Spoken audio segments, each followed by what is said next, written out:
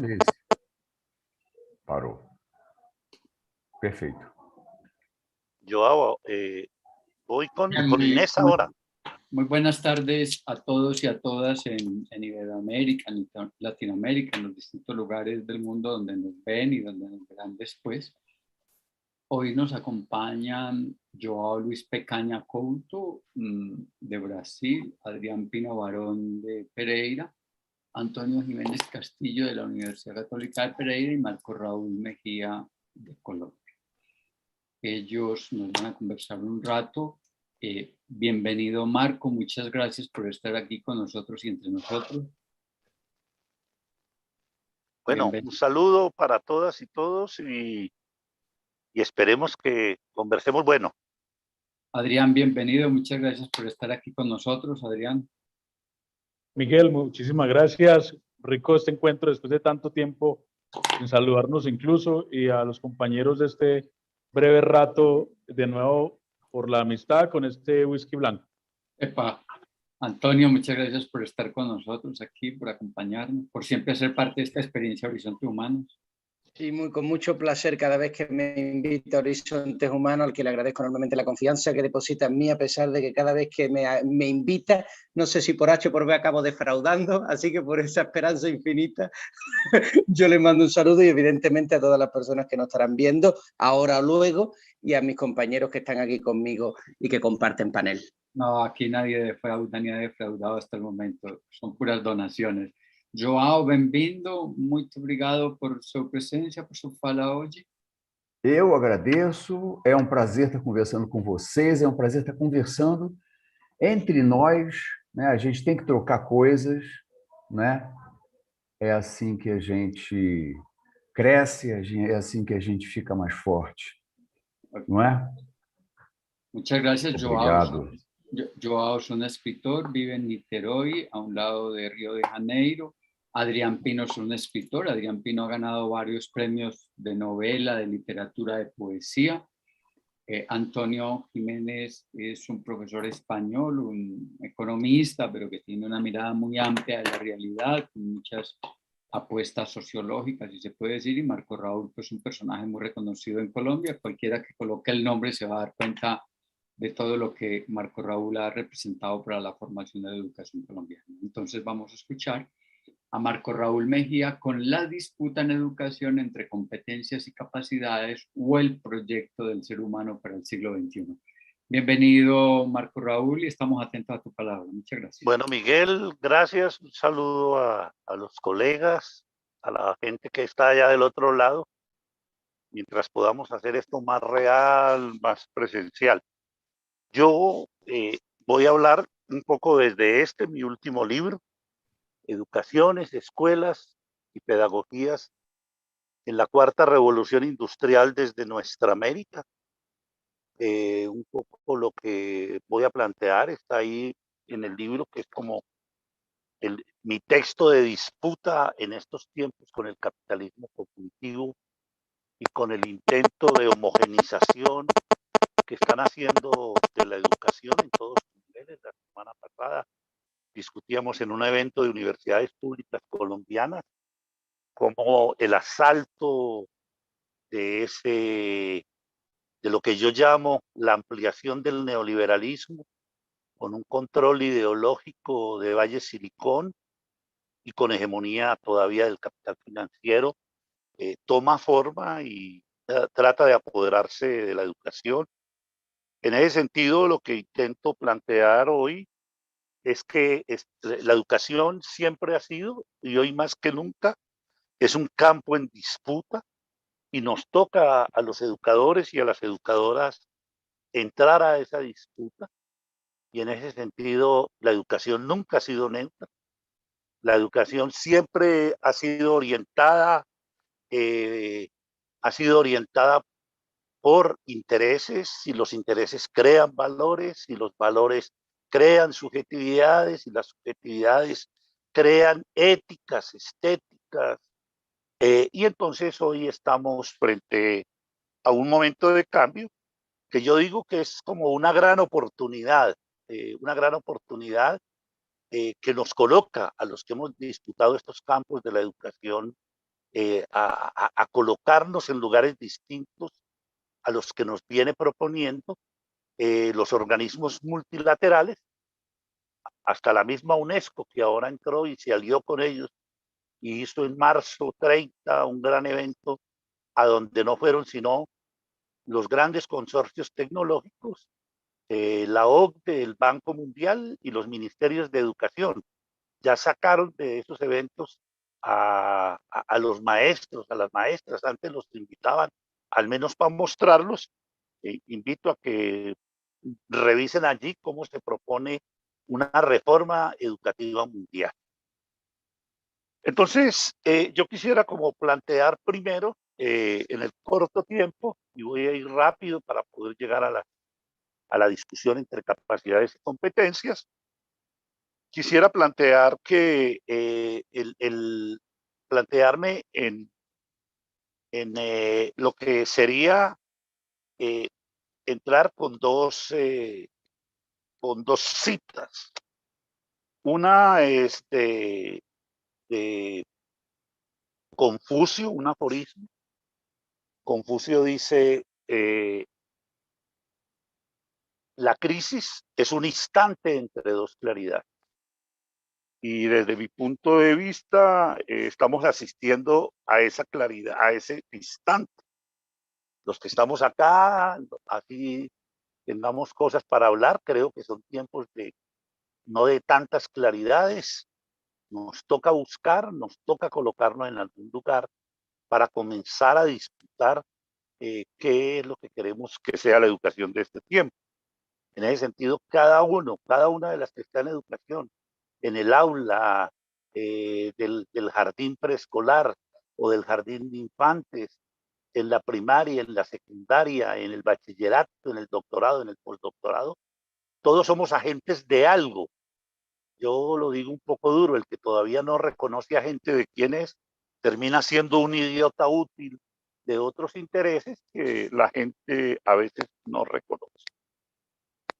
Y la segunda cita es de Antonio Gramsci, cuando Gramsci dice que en los tiempos de crisis se genera un interregno, y en ese interregno surgen los monstruos, o los síntomas mórbidos, dice otra traducción. Entonces estamos en un tiempo de monstruos y estamos en un tiempo que es un instante que tiene la claridad que le demos, porque la claridad del instante del pasado ya no es suficiente, aunque nademos en ella, y el instante tampoco deja ver cómo se está configurando la otra claridad, la claridad de este tiempo. En ese sentido, entonces, mi invitación es a que busquemos en ese instante convertirnos en actores y actrices. ¿Y en qué consiste esa crisis? Es una crisis de 4 grandes transformaciones. Creo que hasta tendríamos una quinta para mencionar. Una primera gran transformación es lo que el Premio Nobel de Física, George Charpak, llama una mutación en la cual él dice las transformaciones de este tiempo no se veían hace 12.000 años. En el comienzo del Neolítico, en el origen de la agricultura, y él dice, pero sobre todo en el momento del surgimiento del lenguaje oral. Y esto es muy importante, porque como lo voy a referir también de carrera, como el tiempo da para estas cosas, el asunto fundamental que tenemos hoy con las tecnologías no son las tecnologías mismas, sino el asunto del lenguaje y de los lenguajes y la manera como se mezclan los lenguajes para construir esas nuevas realidades. Charpak, Premio Nobel de Física, en un texto muy bello que invito a que se llama Ser sabios convertidos en profetas. Charpak después de eso abandona el Instituto de Ciencias de la Unión Europea y se va y se dedica a la educación y diseña ese método del que algunos y algunas hemos bebido, que se llama Le Main le Pâté, con las manos en la masa. La segunda gran transformación es que estamos en un tránsito entre la tercera y la cuarta revolución industrial. Para detenerme, pudiera hacer un detalle de cómo en cada una de estas revoluciones se producen grandes transformaciones, pero además se producen elementos de conformación nuevas. Y creo que hablar de segunda, de tercera y cuarta revolución es importante para los educadores, porque en alguna medida el paradigma dominante en estos momentos en la humanidad es el paradigma anglosajón. Y es un paradigma que está fundado en el currículo, pero el currículo hecho para formar para el trabajo. Y que cada vez se hace mucho más explícito. Y el gran asunto es que mientras entre la primera revolución industrial, la del vapor, y la segunda, la de la electricidad, se necesitaron 250 años para desarrollarse, entre la tercera, la de la microelectrónica, y la cuarta revolución industrial, solamente la tercera de la microelectrónica, la cuarta la de la inteligencia artificial, lo del trabajo inmaterial, se necesitaron apenas 50 años y algunos autores dicen que vamos a la quinta hacia el 2030. Entonces ese componente de velocidad en el cambio agrega un elemento nuevo a estas. El tercer gran asunto que transforma esto es que el capitalismo cambia de piel y nos encontramos frente a un capitalismo cognitivo que convierte a la ciencia en fuerza productiva y que vuelve al humano mismo generador de materia prima a través de la información, toda esa cosa de bases de datos, toda esa cosa de lo que ya críticamente se ha comenzado a llamar la minería de la información. Entonces, ese capitalismo cognitivo además tiene una característica y es que ha generado dos modelos de acumulación. Uno en los países centrales, que es un mundo que sale, y esa es la crisis parte del modelo norteamericano, creyó que con la hegemonía neoliberal que habían montado el Papa Juan Pablo II, la Thatcher y Reagan, ellos seguían siendo, vivíamos en un mundo unipolar, pero cuando despertaron con la pandemia, se dieron cuenta que habían realmente 5 grandes países en disputa con un mundo multilateral, todos capitalistas de signo distinto, porque ahí creo que hay que comenzar otra discusión.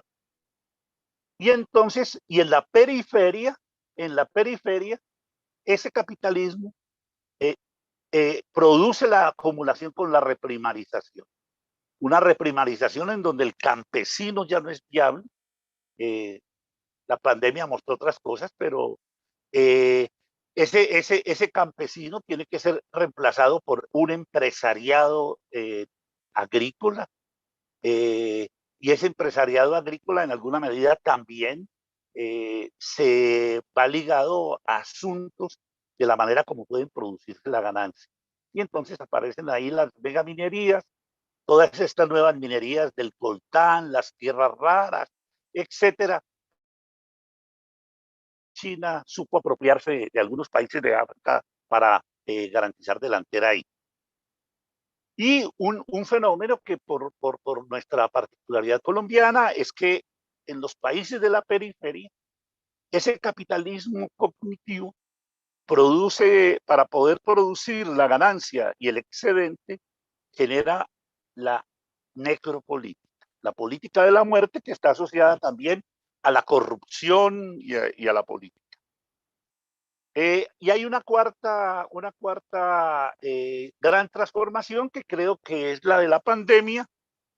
Yo prefiero hablar de sindemia en el sentido de que la pandemia es una cosa de origen biológica, pero como dicen los antropólogos, esa sindemia se encontró con otra pandemia que era la de origen social generada por el neoliberalismo, y entonces nos encontramos que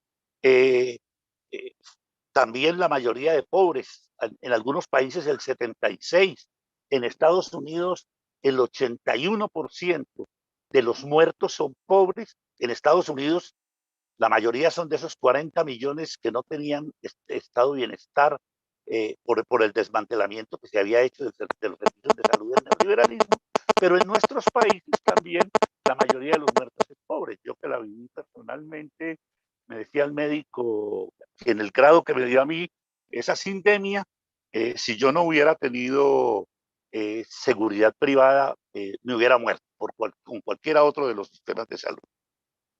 Y creo que hay un quinto elemento de gran transformación, que lo dejo también pintadito solo para que podamos tener algo de discusión, y es hoy el mundo asiste a una crisis climática.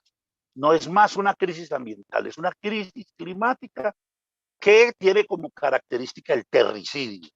Es una muerte de la tierra, y una muerte de la tierra donde otra vez el rey de la creación, el ser superior de la evolución biológica, otra vez disponiendo del mundo. Y entonces ahí en ese mundo, en cambio, se producen las grandes transformaciones. Y entonces, en esta tercera y cuarta, para nosotros que venimos de la educación se convierte en un espacio en disputa. Y ese espacio en disputa nos hace recordar, por ejemplo, para los colombianos, cómo en la década del 70 enfrentamos la reforma curricular que nos mandaron para la tercera revolución industrial, que vino traída de Tallahassee, por becarios de Tallahassee, a los que nombraron rector de la Universidad Pedagógica, viceministra de Educación, y traían su paquetico bajo el brazo. Y eso hizo que todas las fuerzas críticas nos uniéramos y construyéramos el movimiento pedagógico colombiano que tuvo gran influencia en la Constitución del 91 y en la Ley 115, que desde mi punto de vista, y lo reconocen algunos autores, es una de las leyes más progresistas del continente. Así tenga lo de servicio, el neoliberalismo no nos iba a dar por decreto la educación. Entonces, digamos que, ¿cuál es el problema de fondo? El problema de fondo es que en este tránsito entre tercera y cuarta revolución industrial, el capitalismo cognitivo ha montado un proyecto educativo. Y ese proyecto educativo es el del STEM. STEM por el acrónimo en inglés de S, ciencias naturales, T, tecnología, E, ingeniería, M, matemáticas. Y han ido muy despacio. Otro día me invitan y discutimos cómo se produjo todo y se ha ido produciendo todo ese asalto a través de la tecnología. Yo tengo un debate el viernes entrante, el Explora, precisamente sobre cómo el STEM ha ido metiéndose en la educación colombiana a través de becas de las grandes transnacionales de la tecnología. Pero ese STEM se ha colocado también con un asalto a la pedagogía. Y esto es muy importante, es un asalto a la pedagogía que tiene 6 particularidades, que las menciono rápidamente, o características. Una es despedagogización. Lo único que interesa es el conocimiento. Claro, estamos en la ciencia, se hace fuerza productiva, lo importante es el conocimiento. En Colombia son los maestros del 1278, en México son los de la reforma de Peña Nieto, etcétera, etcétera, etcétera. Y entonces, ahí ellos van y organizan una educación en donde la pedagogía simplemente lo que se necesita es un título profesional del conocimiento. Ingenieros enseñando matemáticas, médicos enseñando anatomía, arquitectos enseñando dibujo, etcétera, etcétera, etcétera. La segunda gran manera de ese asalto a la pedagogía se da a través de lo que Luis Bonilla ha denominado el apagón pedagógico global, en el cual básicamente se aparece todo un discurso de la tecnología, de la neurociencia, del coaching, y en donde esas cosas van a reemplazar a la educación y se van a hacer a través de tecnología. Y entonces, por ejemplo, uno tercero que en Colombia antes de la sindemia funcionó muy bien, el proyecto del Banco Interamericano de Desarrollo, con una cosa que llamaban educación inversa. Y en esa educación inversa, lo que hacía era, súbanse a la plataforma los chicos y el maestro, lo que es ahora van un día a la semana y por eso el maestro puede atender distintos grados y el maestro lo que hace es ver si sí están aprendiendo para responder los exámenes y responder los exámenes que les estaban planteando las pruebas PISA con todas sus medidas. El cuarto elemento claro que comienza a aparecer ahí es esa que hemos llamado educación en casa o la educación remota. La hemos vivido en la sindemia, no me voy a detener con ella, pero ahí en el texto encontrarán infinidad de cosas sobre ellas. Pero en Colombia se presentó el año pasado un proyecto de ley que se llamaba Reforma de la Ley 115, en donde incluía todos los niveles de educación que pudiera ser presentada por extranjeros, y en donde el maestro y la maestra de eso lo que necesitaba era tener bachillerato y tener básicamente un buen manejo de asuntos de tecnología. Hay un quinto, un despojo de la profesión de maestro, un despojo simbólico de la profesión de maestro, en donde el maestro cada vez en el discurso de ellos se hace menos necesario para poder colocar la tecnología y todos esos elementos. Y hay un séptimo elemento, y es el ataque a quienes no están en el discurso de ellos por considerar que es gente anticuada, que son dinosaurios, y entonces es una pelea con esos elementos. Entonces digamos que es ahí donde se inscribe este asunto de las capacidades. ¿Por qué? Dicho de una manera muy sencilla, es frente a esos dos escenarios que he planteado, un escenario de 5 grandes transformaciones, un escenario de disputa en donde se produce un asalto a la pedagogía. Todo el mundo ya entenderá porque la pedagogía en alguna medida se les vuelve el gran enemigo de ese proyecto del currículo en la versión anglosajona y de un currículo que cada vez desaparece más y comienza a ser estándares, competencias, evaluación, calidad, etcétera, todas estas cosas. Y entonces aparece la cuestión de cómo las viejas discusiones que dimos en el movimiento pedagógico de los 60, de los 70 y de los 80, las preguntas de la pertinencia, esas 6 preguntas que reorientamos las 2 preguntas que hacía la UNESCO y le decíamos son muy limitadas. ¿Para qué y por qué escuela y ser maestro en estos tiempos? ¿Por qué? ¿En dónde? ¿A quién? ¿Qué? ¿Cómo? Es decir, la pedagogía termina siendo la manera como yo respondo a esas cosas. Entonces, el gran asunto de estas cosas es la integralidad de lo humano. Es decir, es esa vieja disputa por cómo se construye lo humano. Si tuviéramos tiempo, haría un recorrido de cómo es la discusión sobre la ontología de lo humano y cómo se genera este. Por eso, frente a este proyecto que nos propone competencias, y las competencias para el Homo Faber, y que nos proponen competencias para el Homo Economicus, nosotros planteamos es necesario ir a unas capacidades. Y las capacidades surgen como fruto de la disputa al proyecto del STEM, en el sentido de que sus competencias no son explicables sino en un ser humano que tiene plenas capacidades, que desarrolla las habilidades en la cultura y en los procesos de la cultura, y las competencias también existen, pero en función del mundo en el cual se mueve. Entonces, si pudiéramos decir, las capacidades son indisociables de las habilidades. En cuanto las capacidades marcan la individuación, porque las capacidades son aquello que la especie ha construido en mí, fruto del desarrollo del Homo sapiens, desde la versión que queramos. Hace 3.800 años el origen de la vida, hace 6.000 años el que comienza a pararse, hace 800.000 años el momento en que surgen esas primeras formas de representación simbólica, o hace 200.000 años el Homo sapiens en África. Y entonces las capacidades se nos manifiestan como esa potencia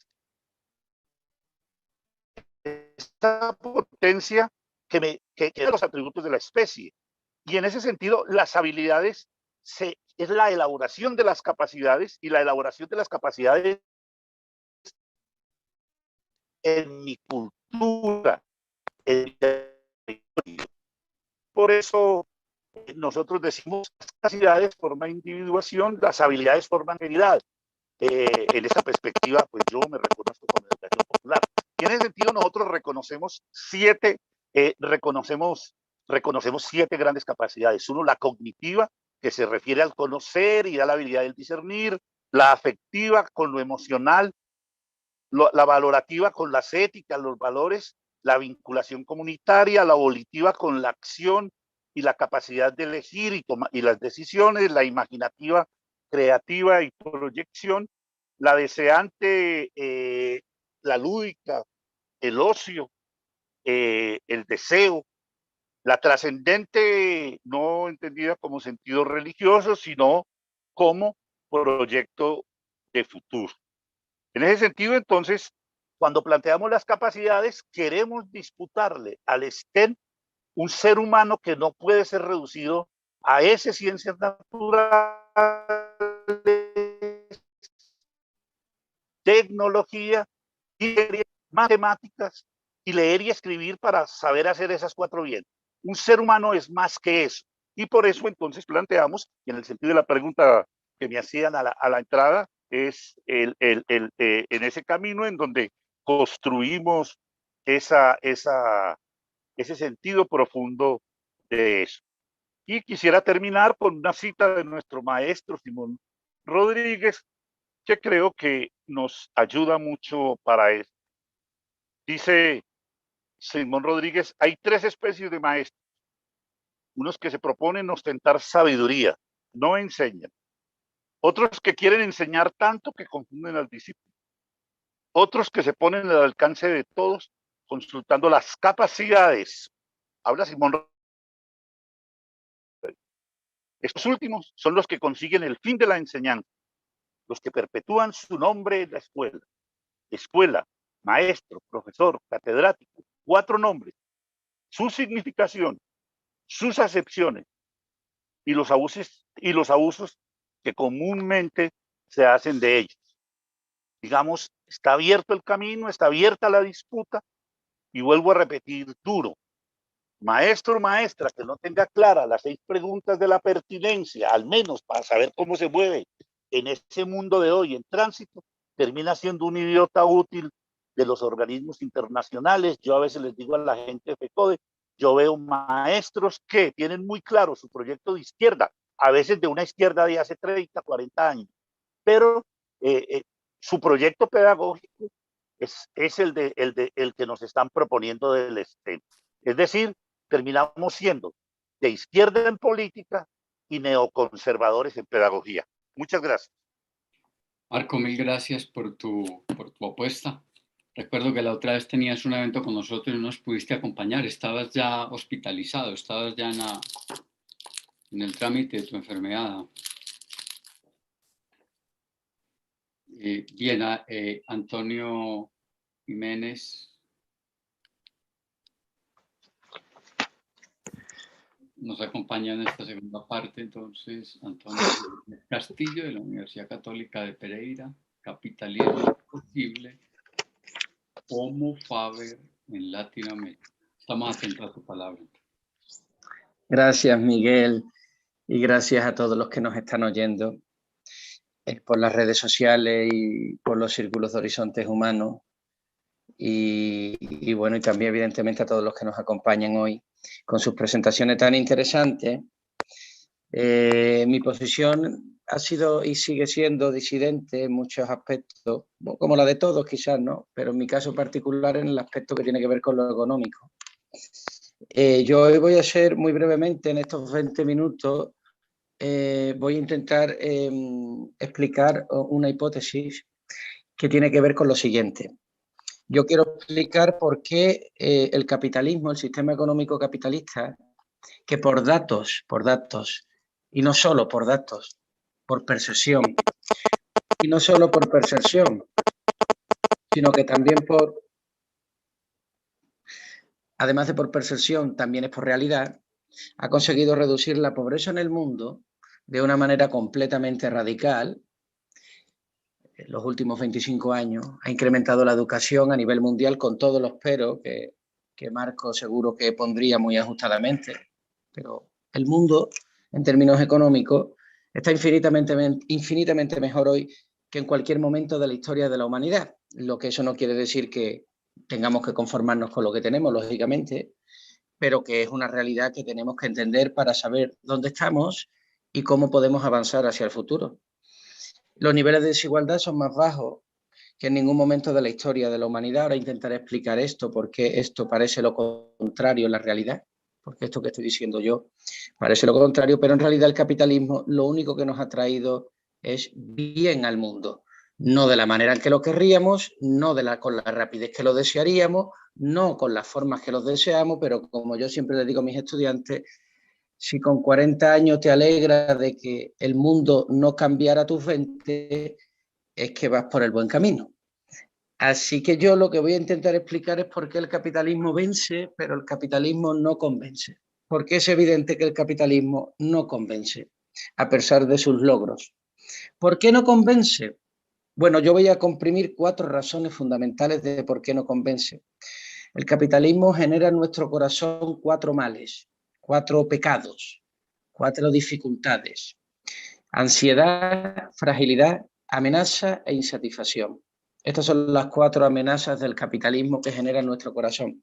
Y esta es la razón, ansiedad, la fragilidad, la amenaza y la insatisfacción, por la que cuando vemos los buenos resultados del capitalismo, siempre le ponemos unos peros más grandes que sus propios actos y sus propios beneficios, que son inigualables. Muy brevemente, porque son 20 minutos y quiero ajustarme bien al horario, el capitalismo lo vamos a entender como ese sistema económico que basa su avance a través de un concepto que se llama destrucción creadora. No es más que la competencia. Lo que aparece tiene que venir precedido por algo que fue destruido. Una empresa sustituye a otra empresa, un profesor sustituye a otro profesor, un avance en innovación sustituye a otro, ¿no? Ese sería el proceso. Y ese proceso de destrucción creadora, de alguna manera, es lo que hace que el mundo avance en términos económicos, en términos de bienestar social. Pero esa destrucción creadora, claro, genera una serie de residuos, ¿no? Que son estos 4 que yo he definido. En primer lugar, genera ansiedad. ¿Por qué genera ansiedad el capitalismo? El capitalismo genera ansiedad porque el capitalismo, y ahora voy a hablar de competencia, que lo entiendo como sinónimo al capitalismo, se genera desde la incertidumbre. Es decir, la riqueza solo puede construirse desde lo incierto. No se puede construir desde la certidumbre ningún tipo de riqueza, porque riqueza tiene que ver con lo que es original, con lo que es innovador, con lo que es desconocido a nosotros, con lo que nos merece una atención hasta entonces desconsiderada. Nadie considera riqueza algo que tiene en abundancia. Considera riqueza algo que es extraño, algo que es escaso, algo que no está en abundancia. Y eso implica incertidumbre. De hecho, el factor económico, fundamental para el desarrollo del capitalismo no es el conocimiento, que es importante, no es la educación, que es importante, no es los recursos económicos, el capital, que son importantes. A mi juicio, el factor fundamental del capitalismo es el riesgo.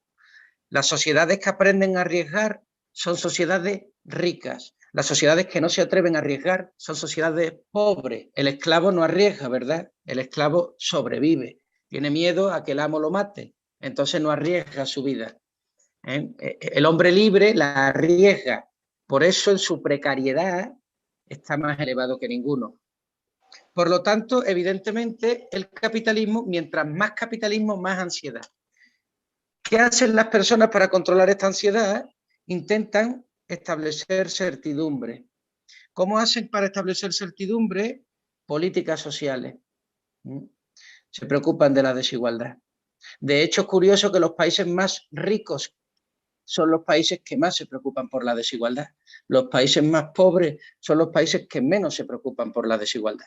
Los grandes problemas sociales, feminismo, ecologismo, indigenismo, Todos esos problemas los ha creado Europa, no los ha creado América Latina ni Estados Unidos. Vienen de Europa, de la sociedad más capitalista, que lo es más que Estados Unidos, por razones que no vamos a ver hoy aquí.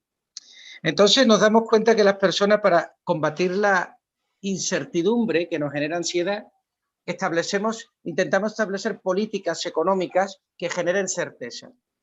Esta es la razón por la que nos preocupamos de la desigualdad. Tengo una tesis que digo: la desigualdad no aumenta con el capitalismo, lo que aumenta es nuestra preocupación por ella. Porque cada vez la desigualdad es mayor en cosas que son cada vez menos importantes. Y las verdaderas desigualdades que atravesaban la sociedad de amo y esclavo, siervo y noble, aristócrata versus cualquier otra cosa, están completamente difuminadas. Y una persona multimillonaria como Bill Gates, ¿verdad?, pues lo podemos encontrar haciendo cola en un supermercado con una gorra y con las mismas vestimentas con las que puedo ir yo, ¿verdad? Es decir, que cada vez nuestras diferencias son menos importantes. Alguien me dirá que tiene 30.000 millones de dólares en el banco. Ahora le diré que eso, siendo verdad, es mentira. Ahora lo explicaré. Por lo tanto, genera ansiedad. Segundo problema, segundo pecado capital del capitalismo es la fragilidad. El capitalismo genera fragilidad porque el capitalismo ocurre desde la competencia. Y la competencia se nutre de la inestabilidad. Competir es tensionar. Competir nunca es estabilidad. Competir es poner en tensión. Es inestabilidad. Es lo contrario al monopolio. El monopolio es estabilidad, ¿verdad? Nadie me quita lo que tengo. En la competencia todo lo que tienes está en juego. Todo lo que tienes puede ser perdido. Y a las personas no nos gusta que lo que tenemos pueda ser perdido. Queremos que lo que ganamos lo ganemos para siempre. Cuando nos casamos, para siempre. Nuestros hijos, para siempre. Nuestro carro, para siempre, ¿verdad? El capitalismo no funciona así. En el capitalismo todo lo que tienes está a riesgo de ser perdido. Eso genera un sentimiento de sentirnos frágiles. Y esta es la razón por la que en el capitalismo a los hombres capitalistas se les consideran codiciosos. Se dice normalmente que el capitalista es un ser profundamente codicioso porque tiene ese afán de acumular dinero de una manera desproporcionada, ¿no?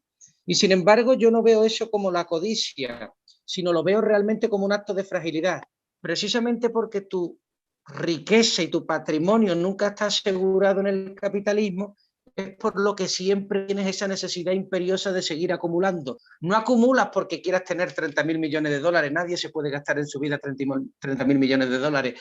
Acumulas porque esos 30.000 millones de dólares en parte no te pertenecen del todo. Tenemos un ejemplo, en estos días os acordáis que cayó WhatsApp y Facebook en el planeta, ¿verdad? En 6 horas y media o 7 horas estuvo caído WhatsApp en Colombia.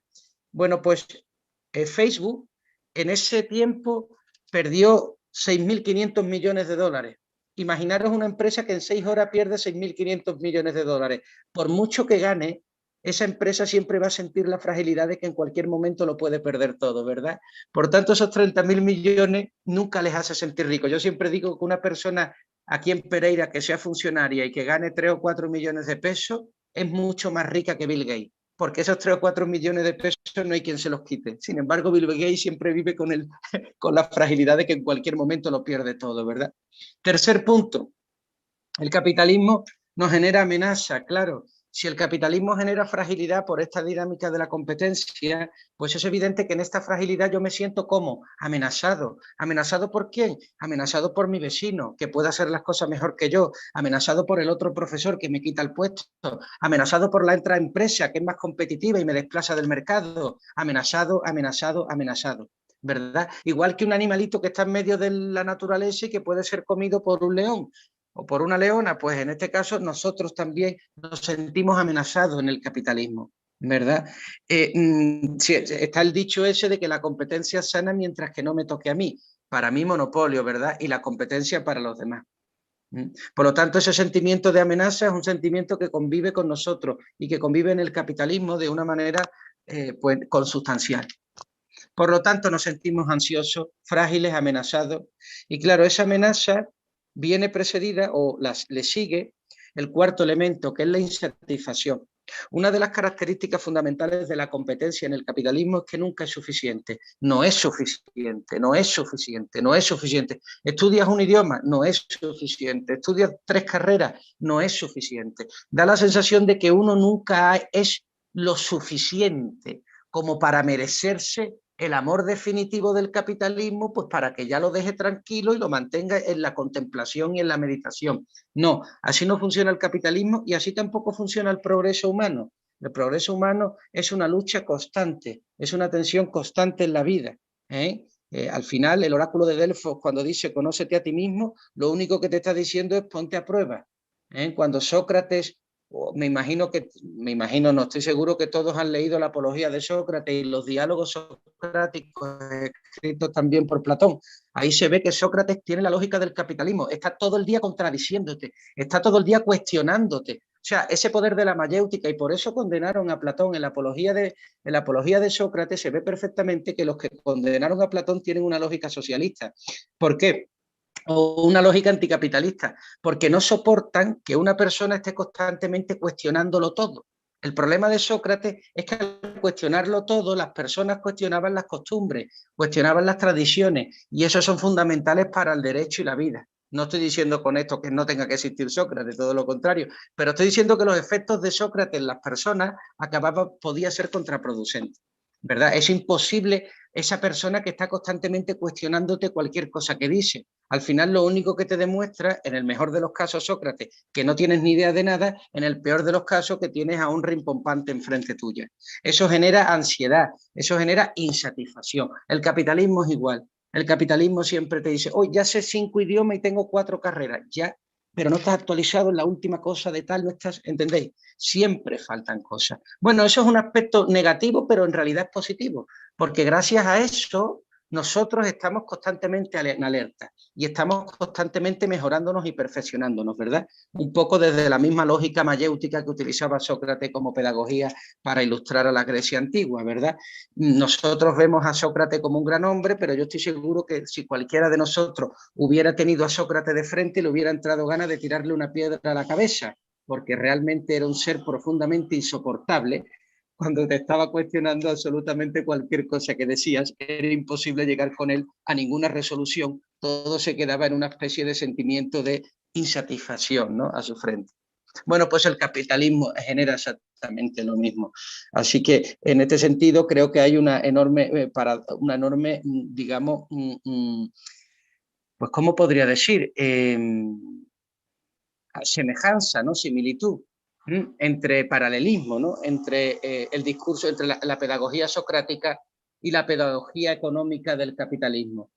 El capitalismo realiza pedagogía, lo que pasa es que es una pedagogía que propulga la ansiedad, la fragilidad, la amenaza y la insatisfacción como precio a tener un mundo cada vez más rico, como precio para tener un mundo cada vez menos desigual o más desigual en cosas cada vez menos importantes, tener un mundo más pacífico. Esto lo ha escrito sublimemente este autor, estoy mirando, ya voy a acabar, 2 minutos y acabo, sublimemente este autor Steven Pinker, en Los ángeles que llevamos dentro y en su otro libro En defensa de la ilustración, 2 obras majestuosas del siglo XXI.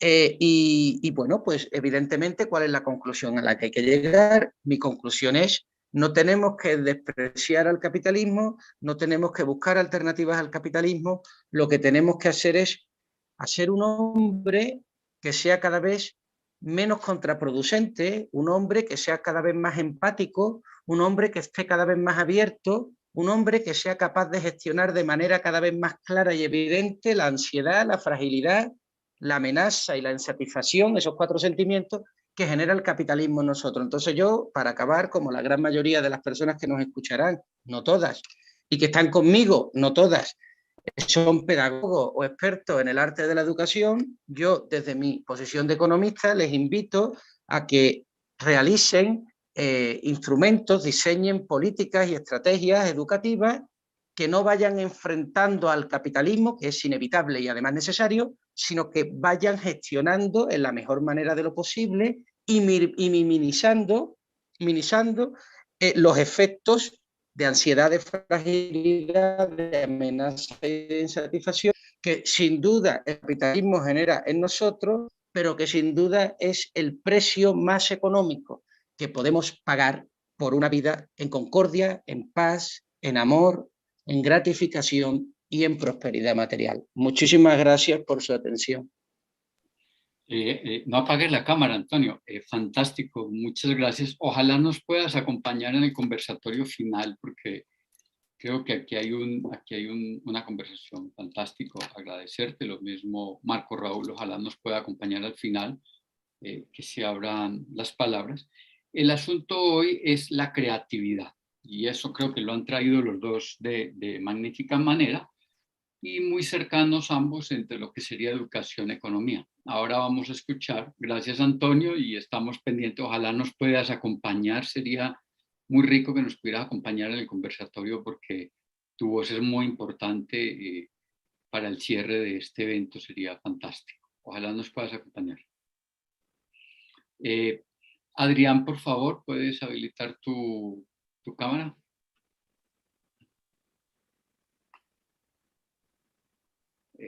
Adrián.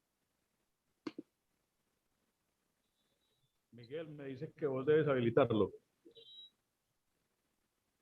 Creo que ahí ya estás habilitado. Mire a ver qué dice. Ahí sí. Ahí te vemos elegante. Bueno, muchas gracias. Me toca por razones de mi segunda carrera. Ajá. Gracias, Miguel. A vos y a los compañeros, pues escuchando las disertaciones. Y la verdad yo soy como más literato, no sé si es lo que me compete, pero hay algo que sí, de acuerdo a lo que he escuchado, el mundo definitivamente ha cambiado para mejor. O sea, ahora nos quejamos de muchísimas situaciones, pero si revisamos, si miramos hacia atrás, definitivamente el mundo ha cambiado para mejor. Por supuesto que hay muchos sinsabores, que hay muchas injusticias, que hay muchas desigualdades, pero el mundo nos ha permitido un progreso para este siglo XXI acorde a las circunstancias. Entonces, pues, lo que yo quiero plantear como de acuerdo del momento es hablar un poquito desde la creación literaria desde la pandemia. En ese orden de ideas, pues acá voy a exponer lo siguiente. Digamos que, más bien, digámonos la verdad, la pandemia nos arrojó no solo a las fauces de lo incierto, sino de la desesperanza y a la búsqueda de otras alternativas pensadas pero no ejecutadas. Esto me asocio con lo que estaba planteando ahorita. Y lo digo porque todos lo consideramos posible desde la óptica de los campeones, por así decirlo, o de quien se niega a apreciar el universo en su inmensidad. Nos dimos cuenta ese fatídico 6 de marzo del 2020, cuando el ministro de Salud confirma el primer caso de COVID, que la amenaza era cierta, real, voraz, por supuesto, y que no salía de un imaginario colectivo, de la mente de unos desadaptados, encolerizados, buenos para nada, y mucho menos salía un libro de fantasía o de terror al mejor estilo hollywoodense, sino de las entrañas mismas del ser humano que chocaba de buenas a primeras con una dolorosa realidad, el COVID, lo que esto traía. Por supuesto, en ese orden de ideas podemos decir que vivíamos en un engaño, en una cornisa desde donde podíamos o veíamos pasar la vida, las cosas, el aliento, los entusiasmos, las tristezas, las alegorías, pero jamás nos daba por pensar que un día como ese 6 de marzo, cuando el mundo anunció el cierre de fronteras, como si nos preparáramos para una invasión zombie, que la humanidad sintiera verdadero miedo. Y el dolor de lo que vendría estaba por empezar. Y es como dice el novelista Juan Gabriel Vázquez, lo interesante de las historias está en los momentos dolorosos. El dolor, o ver el dolor de repente, cómo las personas se iban cayendo a manos del virus, cómo el efecto de la bola de nieve se fue apoderando de mentes, cuerpos y espíritus, nos fue doblegando, de saber que las cosas estaban cambiando hasta llevarnos a un encierro obligado y temeroso de saludar, abrazar, besar, incluso a nuestros propios hijos. Ese dolor del que les estoy hablando, del que hace referencia también Juan Gabriel Vázquez, se arraigó de un modo visceral, inconmensurable, debajo de nuestra propia piel. Esto para decirles que así llegó el miedo de salir a la calle, a tener contactos, a respirar cerca de alguien. Y así llegó el encierro obligado, el agujero negro de la puerta, el agujero negro en la puerta de la casa para decirnos que era hora de adoptar otras alternativas de vida, porque de lo contrario nos esperaba ese agujero negro en la puerta para engullirnos, como lo digo yo, con sus fauces cósmicas. No era fácil para ningún ser humano, y aún no sigue siendo fácil. Pero sí más fácil para los animales silvestres y la propia naturaleza, que parecían tan desconcertados como nosotros ante el rumbo que de repente tomaba el mundo. Un encierro nunca antes visto, no para las últimas generaciones, no para nosotros. Un mundo acelerado se paraliza en un abrir y cerrar de ojos. Asombroso, por supuesto. También era algo mágico. Ver desde las calles, ver desde la ventana las calles vacías, irrespirables pese a la paradoja que se estaba gestando en el mundo. Era como una ilusión óptica de la luz o una imagen de ensueño. Valga decirlo así, era como un salmo a la tranquilidad, al silencio. La gente se volcó también al campo, retornó o se refugió como quien huye de la selva de cemento ante un destino caótico e insalvable. Y quedamos los escritores a merced de ese silencio, casi absoluto y medio religioso, tan adecuado para muchos. Y bueno, no solo para los escritores, no podemos ser egoístas, sino para los músicos, los pintores, los artesanos, los diseñadores, tantos artistas y profesionales y pensionados y amantes de la soledad. Esto nos cogió a todos y nos dio ese vuelco. Pero esta soledad, este silencio tan aprovechable para los escritores, lo digo como escritor, no era el mismo que se tenía antes de la pandemia. Este silencio, esta soledad, tenía su impronta del sino amargo de la incertidumbre, de no saber qué pasaría con la humanidad, de no saber cuándo nos tocaría el turno de la enfermedad, de no saber cuándo nos tocaría enfrentarnos a esa página en blanco, y era ya un reto doble, lleno de emociones, de altibajos, de sofismas, porque afuera se estaba gestando el virus, se estaba arraigando con más fuerza, uno veía cada vez más dolor y uno como escritor pues no le quedaba sino otra alternativa de aprovechar ese encierro para contar su historia, para contar la historia de la humanidad. En tiempos de desesperación, creo que lo dijo el poeta y novelista William Ospina, en tiempos de desesperación hacer la devoción es algo que siempre le he atribuido como sus poderes mágicos. Y eso nos ha pasado con la pandemia. Nos ha hecho de una u otra forma, como decía Antonio, incluso mejores personas, ver a futuro y sacar lo mejor de esta situación adversa. Muy cierto, por cierto, muy adecuado para la vida en pandemia a la que nos enfrentamos. Nos enfrentábamos con más temores hace un año y nos seguimos enfrentando hoy en día. Así que si no por esos miedos del presente y el futuro, de las noticias aciagas, en forma de estadísticas de muertos en el mundo, en Bogotá, en Cali, Medellín y todas las ciudades del país, debimos o nos vimos forzados de sol a sol a retomar las historias guardadas en los archivos digitales. Bueno, muchos todavía escribimos, tomamos notas con lápiz y papel, ¿sí? Nos vimos forzados a darle un giro a la escritura para ser testigos y contar la pandemia desde nuestra visión apocalíptica. Entonces, escribir en tiempos de pandemia no ha sido un acto del todo justo. Lo digo en el sentido del dolor que la tragedia trajo a muchos hogares. Lo digo en el sentido de padecer el virus y sentir el cuerpo calcinándose y los pulmones clamando por el bendito aire. Lo digo porque las historias, muchas, tomaron giros que de no ser por el virus no se habrían escrito, no habrían permitido dejar el corazón y el llanto de la imposibilidad entre esas líneas. Recuerdo que una de esas noches, por acá lo dije, pero no de la noche de Silva, toda llena de murmullos, de perfumes y de música de alas. Ojalá fuera esa noche. Estábamos en medio de la pandemia. Inicié uno de mis tantos borradores de proyectos de novela. un tanto aturdidora porque se gestaba a raíz de un libro que volví a leer después de mucho tiempo. Era El túnel de Ernesto Sabato, y todos nosotros conocemos la implicación de este libro para la psiquis y para nosotros como escritores y como artistas. Entonces, voy a leerles algo del fragmento de cómo esa catarsis y todo lo que se estaba gestando hace mella en uno. Abro comillas. Recurro al juego de los espejos por Castel. Es un obsesionado por ellos. Me dijo aquella noche en el Leandro Allen, en medio de un rostro desfigurado por el whisky y sus emociones oscuras, por su ambigüedad existencial. No pierde oportunidad para mirarse.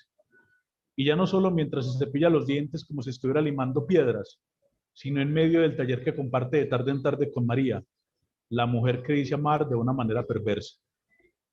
Esa manía suya de mirarse al espejo va en aumento como los celos que los crucifican, me confesó una vez. Y no solo en el techo del cuarto tiene instalado un espejo, sino en la puerta y a los lados de la cama, como paredes que intentan sostener su imagen. Pero más allá de contemplarse, Juan Pablo Castel hace algo parecido a Vitangelo Moscarda. Buscar su doble. Preguntarse como Vitangelo Moscarda, ¿quién soy? ¿Soy acaso el que siempre he querido ser? ¿Cuál es mi obsesión con María de Iribarne? Recuerdo que se puso de pie y señalando con un dedo un punto imaginario, gritó que su obsesión se sentó cuando conoció a Allende, el ciego. Después de hacer una pausa, alzó su copa de whisky para agitarla en el aire como si fuera el tridente Neptuno con el que quisiera remover las entrañas de la tierra. Todo fue como lo imaginé. Juan Pablo Castel, amigo de pocas horas de una borrachera que perdura en mi memoria, supo cumplir con aquello que le atribuí una vez a un simple desvarío suyo. Si alguna vez sospecho que María me ha engañado, vos que conoces el mar, me dijo, vos que conoces el mar como los delfines o las rémoras, juro que la mataré como a un perro, y eso hice, o eso hizo Juan Pablo Castel.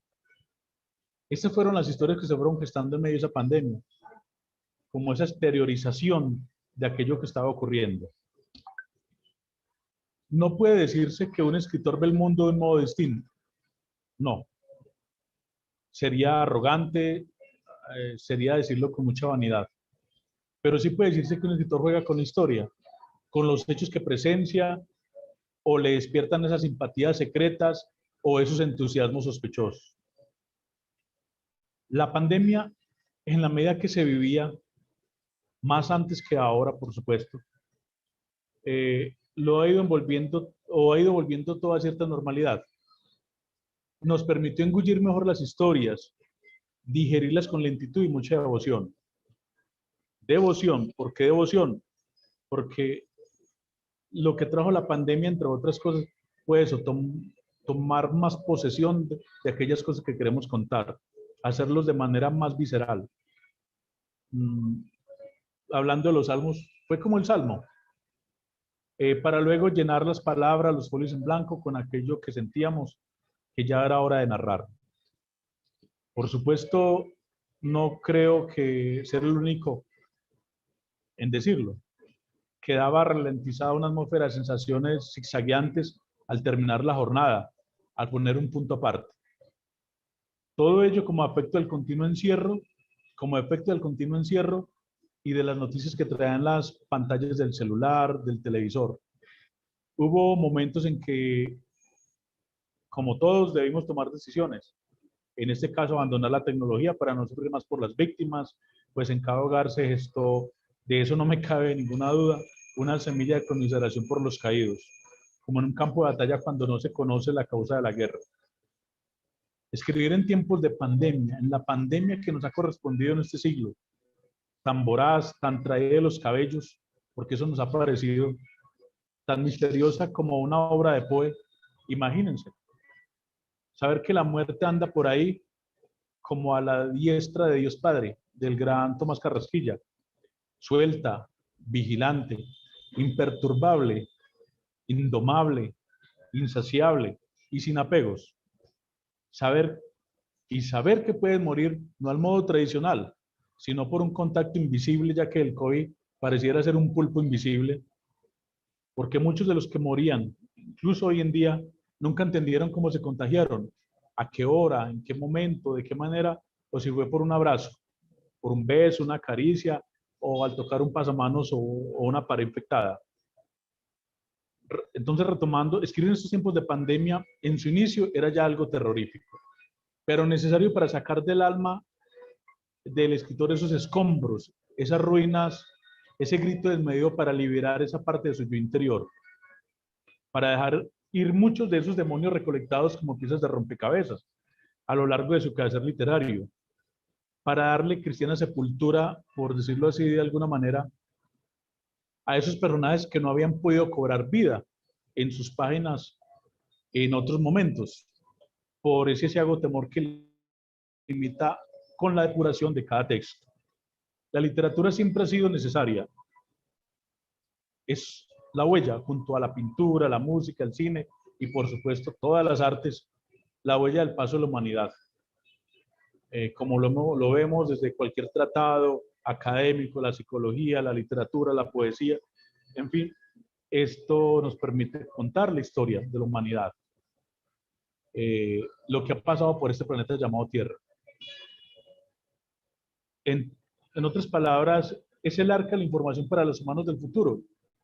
Por supuesto, después se burlarán de nosotros. Nosotros mismos nos hemos burlado de nuestros antepasados, por decirlo de otra manera.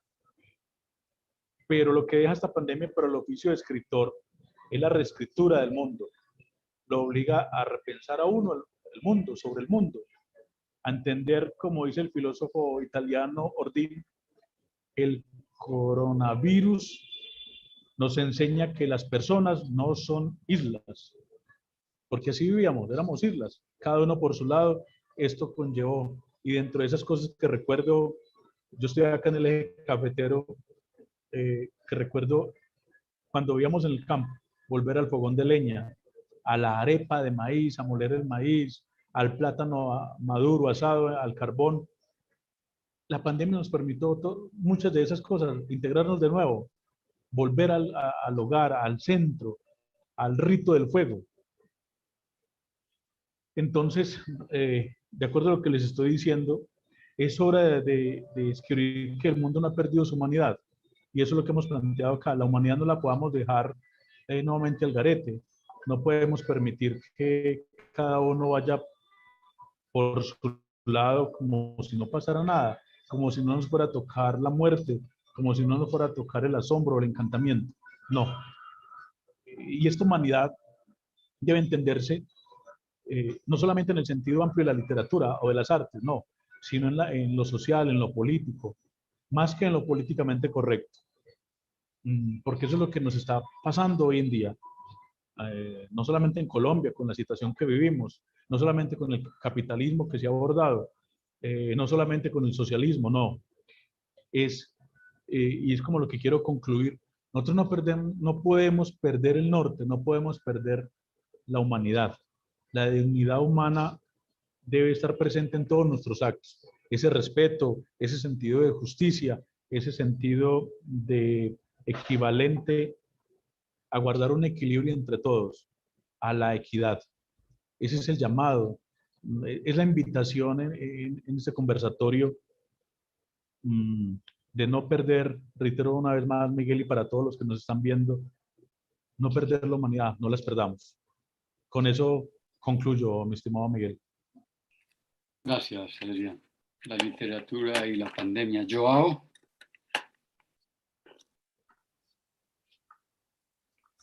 Sim, meu querido.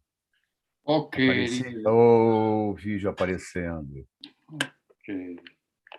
Que hora prazer enorme. Que hora tem agora? Sim, sim, sim, sim. Vamos conversar sobre... Joao Luis Pecaña Couto, de allí de Niterói en Brasil, muy al otro lado de Guay, dentro de Río de Janeiro. Él nos va a hablar sobre proceso creativo. Sim. Joao, estamos atentos a su fala. Boa tarde a todos. É um prazer gigantesco estar falando com todos vocês, porque eu acho que Adrian mesmo disse, né, que eu peguei uma frase. Eu gosto de pegar frases dos outros, né, dos que vieram antes de mim, e vocês todos foram muito competentes em frases muito bem construídas. O Adrian falou que não somos ilhas. Não é nenhuma novidade, mas importantíssimo. O coronavírus realmente nos ensinou isso. E me levou agora a pensar no processo criativo, no processo de criação literária, dentro desse ambiente de pandemia, primeiro, e segundo, mais propriamente no Brasil, dentro desse ambiente de necropolítica, muito bem falado pelo Marco. Bom, primeiro de tudo, vamos nos situar enquanto espécies, né? Eu sou, além de escritor, também sou professor, maestro, e em sala de aula, e minha disciplina é língua portuguesa. Em sala de aula, para justificar, inclusive, para que serve estudar a língua portuguesa, por que é importante estudar nossa língua, nossa literatura, né? O que eu digo é que, como sapiens que somos, o que nos distingue das outras espécies não é. Já se pensou que o que nos distinguia das outras espécies era o raciocínio, era a capacidade de linguagem, né? E estão aí os golfinhos, as baleias, os chimpanzés, as outras espécies nos desmentindo a respeito disso, né? Na verdade,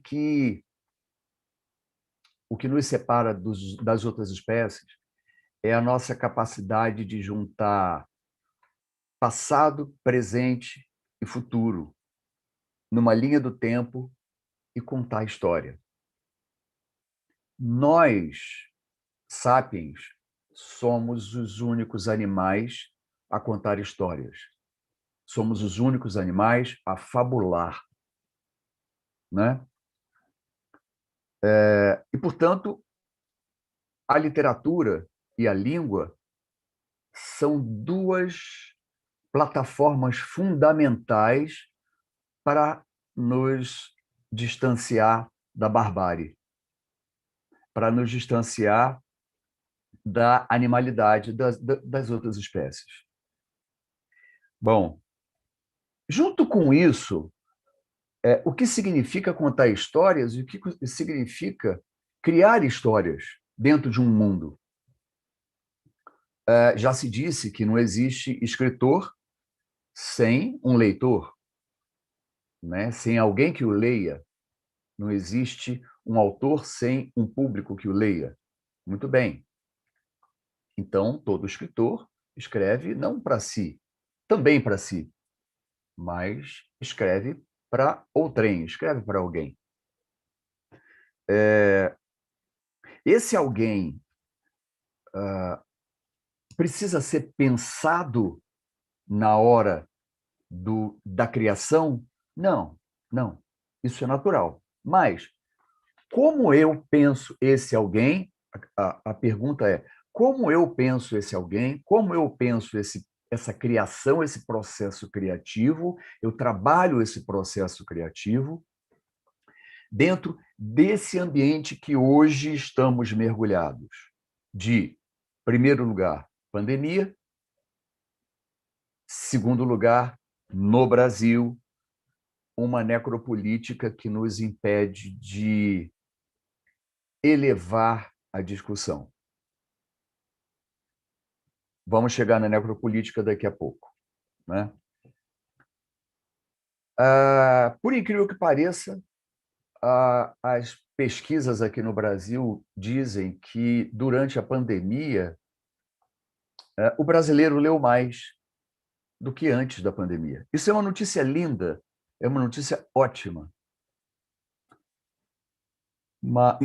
E nos coloca numa posição privilegiada. Meu Deus, pela primeira vez acontece uma coisa que nos parecia negativa, mas nos leva a um lugar, a uma posição feliz, boa. Bom, aquilo que, em princípio, se pretenderia uma impossibilidade, a pandemia, né?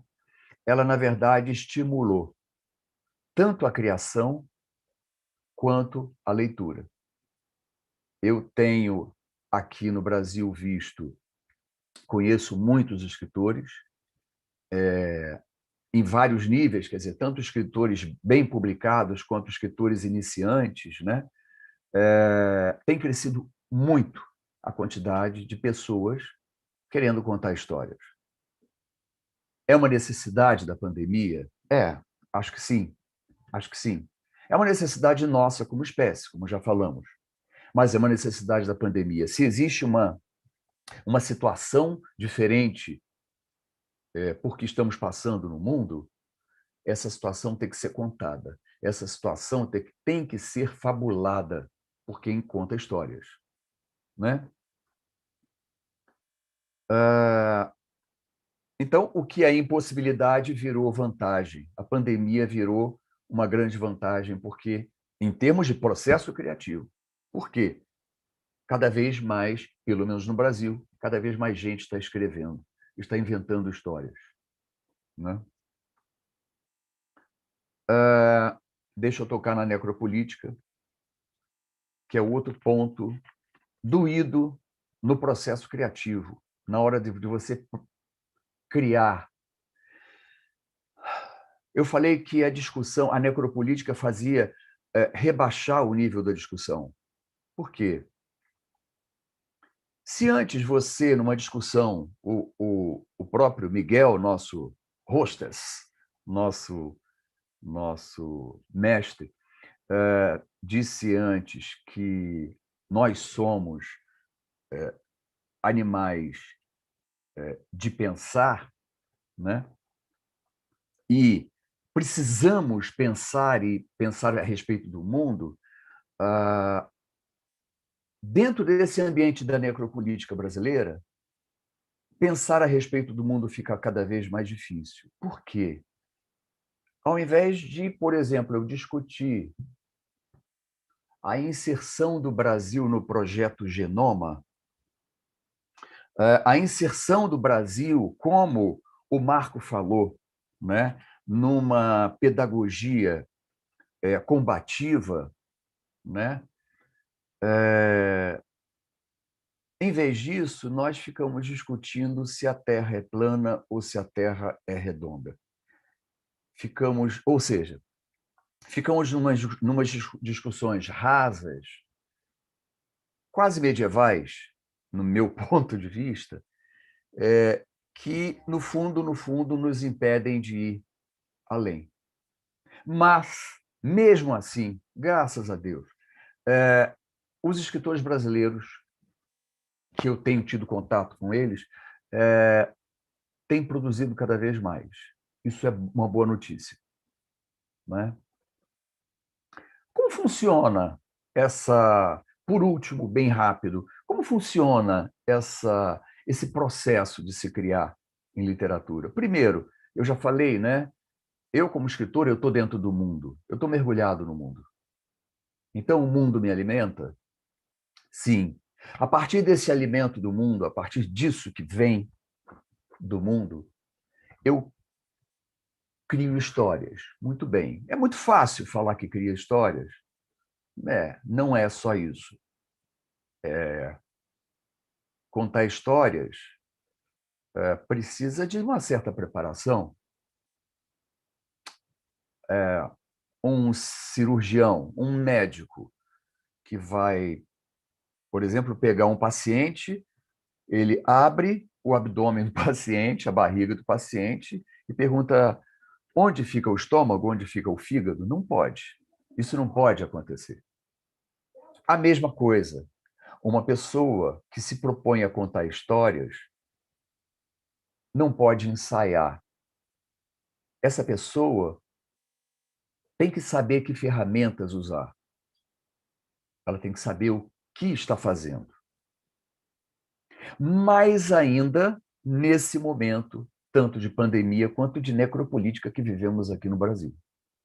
Mais ainda precisamos saber o que estamos fazendo para podermos continuar a produzir narrativas boas, narrativas que digam desse mundo, dessa distopia. É uma grande distopia que vivemos. Vamos contar essa distopia, vamos falar dela, não é? É isso que eu tenho para dizer. Eu só queria dizer uma coisa que o Adrian, duas coisas a respeito do que o Adrian falou antes, a respeito do silêncio e da solidão. É mais uma provocação do que uma fala. O silêncio e a solidão podem ser negativos, mas honestamente eu gosto bastante tanto do silêncio quanto da solidão para criar. Eles são também muito importantes. É uma provocação para você, Adrian. Ok? Gente, muito obrigado. Muitíssimo obrigado.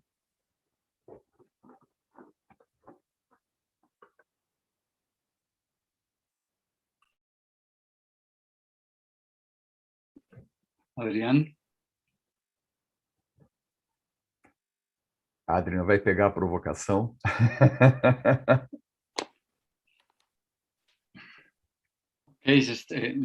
Só estamos Joao y Adrián porque las otras personas debieron salir, tienen otras responsabilidades. Sim? Adrián, ¿estás por ahí? Deixa eu ver. Sí, Miguel, acá me encuentro. Ok. Tengo una pregunta para ambos que escriben. Si llegan los otros profesores, pues vale. Cuando hablamos de creación, ¿cómo son los procesos creativos de ustedes cuando van a escribir? ¿Cómo son sus procesos creativos cuando van a escrever, Joao? Sim. Eu parto de uma ideia. Sempre a gente parte de uma ideia. Creio que o Adrian também comece disso. A gente parte de uma ideia mínima.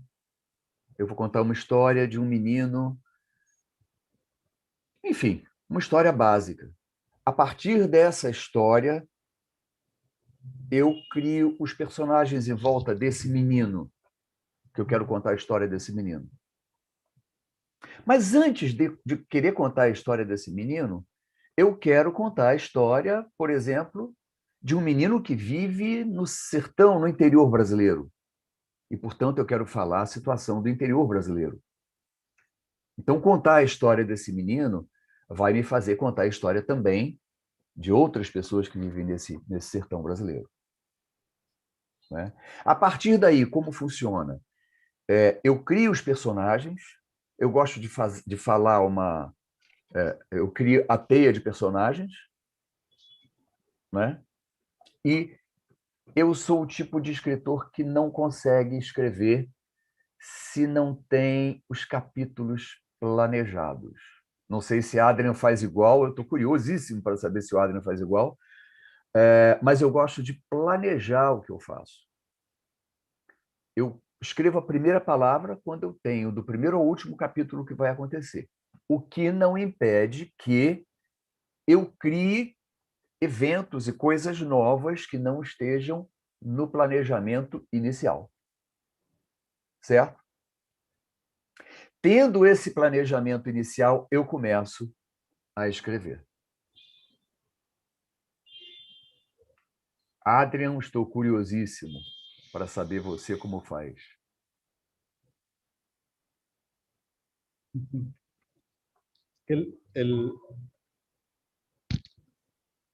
Como que ya tengo deficiente este micrófono. audífono. Ya bueno, en lo que respecta a mi proceso de creación literaria, pues normalmente debo decir que todo parte como de un sobresalto. Sí, observo algo, es como una instantánea. Llega porque me asombro ante una situación especial, una frase, una imagen, y ya comienzo como en mi cerebro, en mi caja de resonancia, a considerar, bueno, ¿qué puede surgir de ahí? ¿Qué puedo contar con eso que me acaba de asombrar a mí? ¿Cómo puedo llevar ese asombro a mis lectores? Y en ese orden de ideas, pues yo ya entro a definir como que la vía va a ser una novela, va a ser un cuento, porque de hecho poesía no volví a escribir de la manera que lo hacía. Y eso conlleva a que empiece a enrotarme en la historia que ya considero que debo contar, a elaborar. Yo todavía soy del lápiz, cuaderno, elaborar personajes. Entonces, este tiene 40 años, el protagonista, su mujer tiene 35, los hijos, o sea, empiezo a definirlos, a darles características. Entonces, no tiene pelo como el autor. En fin, empiezo a definirlos y a darles vida poco a poco que voy contando la historia, ¿sí? Y no siempre todos los personajes están al momento de concebir la historia, no. Creo que eso nos pasa a todos, que en el momento en que vamos narrando algo nos damos cuenta de la necesidad de que crear otro personaje, que haga contrapeso, que sea antagonista, ¿sí? O un personaje secundario, en fin. Esa manera en que voy abordando la creación de mis personajes y de mis historias. Algo también que me caracteriza es no contar lugares comunes. No siempre la misma ciudad, no siempre sus mismas calles, sus gentes, no. Me gusta ambientar mis historias en otros lugares. Miguel es conocedor de ese quehacer literario, de cómo las ambiento en lugares donde nunca he ido. Espero algún día ir para ver qué tan errado o qué tanta veracidad hubo en la creación de esos ambientes, de esas atmósferas. Entonces eso es lo que procuro hacer con mi creación, con mis personajes. Se ganó un Creo que premio de responder de novela. esta manera. Te ganaste un premio de novela en el Huila, en Neiva, ubicando un personaje en una ciudad española que usted nunca ha visitado, ¿no? Y haciendo el camino de Santiago de Compostela, que no lo conozco y que debe ser majestuoso. ¿Comprende, Joao? Sim, sim, sim, sim, sim. Também gosto, também me agrada essa coisa de escrever sobre espaços que eu não conheço. E hoje em dia nós temos o auxílio luxuoso do Google Maps, não é? Sí. Toca, Joao, toca. Como você, Adrian, também a literatura, a história começa como assombro. O início é o assombro. Algo que me incomoda. Sí. Né? Algo que me incomoda, eu tenho que escrever sobre aquilo e, naturalmente, o personagem vem, a história vem, as coisas vêm e se encaixam. Né? Claro que é um trabalho, né? É trabalhoso o processo. Parece assim, se encaixa por mágica. Não, não se encaixa por mágica, né? Sabemos disso. Né? É um trabalho, dá um trabalho danado. Mas com o trabalho as coisas se encaixam. Né? Uh-huh. Muito bom. ¿Cuáles son los escritores preferidos de Colombia y tal vez del mundo, y de Brasil y del mundo? ¿Cuáles son esos escritores que a ustedes les han permitido reconfigurarse o hacer un paralelo con ellos? O decir, bueno, este es como uno de mis modelos a seguir o de mis ideales. Sim. Adrian primeiro? ¿Comprendió, Joao? Sim, sim, com certeza. Quer que eu responda primeiro? ¿Quién quiere responder? Me estás dando la palabra, Joao. Então vamos. Eu tenho 4 que eu chamo de 4 mestres que eu venero bastante, né? São 3 daqui, são Mário Vargas Llosa, Gabriel Garcia, João Guimarães Rosa e José Saramago, né? Esses 4, eles são muito diferentes entre si. Cada um me trouxe ou me ensinou, eu aprendi com cada um uma forma diferente de fazer literatura, mas eles me configuraram como leitor, primeiro, e posteriormente me configuraram como escritor, né? Devo muito a esses 4, muito. Ok. Bueno, indudablemente mi admiración despertó hace muchos años por Julio Cortázar. Sim. Julio Cortázar, esa historia de, bueno, no sé cómo lo dicen en Brasil, acá en autopista, un trancón, un taco lleno de vehículos y crear una historia tan hermosa, tan... Engarrafamiento. Sí, engarrafamiento. Bueno.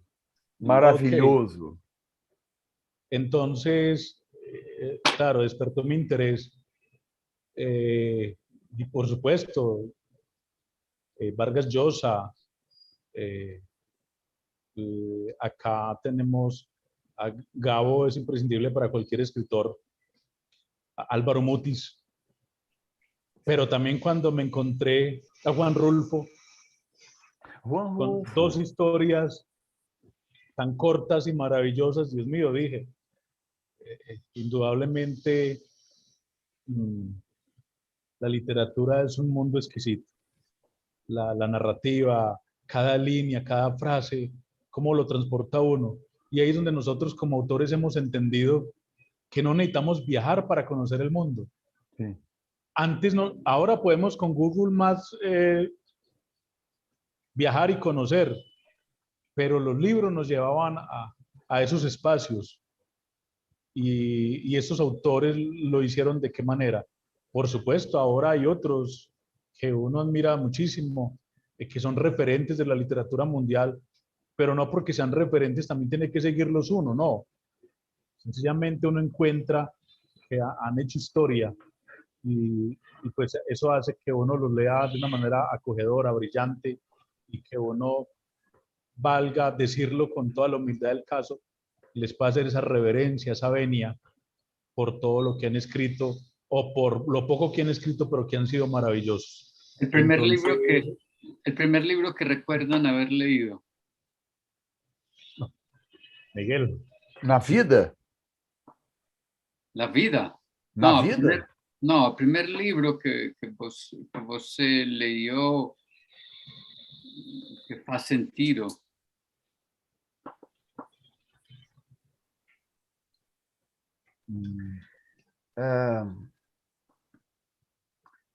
Um livro da Lígia Fagundes Telles, um livro de contos. Eu não me lembro do nome do livro. Meu Deus do céu, a capa está na minha frente. É um livro de contos da Lígia Fagundes Telles, que é uma contista que eu adoro, brasileira que eu adoro, né? ¿Y Adrián? Dice que tiene la imagen de la tapa del libro, pero que no lo recuerda. Sí, sí, eso le... Bueno, yo acá no tengo la tapa del libro, es una caja llena de libros. Resulta que yo encontré a los 13 años, yo sí me encontré un tesoro, sí puedo decir. Encontré en una bodega, por allá, no recuerdo bien qué estaba haciendo, encontré una bodega medio abandonada, una caja llena de libros. Y mi inquietud a los 13 años de ver esos libros fue empezar a leer qué había ahí. Y la verdad es literatura que hasta pena podría darle uno hoy en día, porque el título de ese primer libro no se me olvida, pero siempre lo cuento por anécdota. Aventuras de un impotente. Aventuras de un impotente. Y empecé a... Pero el libro, y se los cuento, Sí. tenía 13 años, ya voy para los 50. Ese libro lo saqué de esa caja y lo tengo en mi biblioteca. Lo conservo. Y lo que distingue ese libro, por supuesto, es una historia muy sexualizada de un impotente, pero es para uno reírse. Lo escribió un paisa, un antioqueño, creo. Pero es para uno reírse, uno morirse de la risa. Y eso me impregnó. Qué bueno, qué buena historia, cómo la contaba. Y eso hizo que me empezara a fijar en la literatura. Y por supuesto, pues vino lo que tenía que venir con los grandes autores. Sí.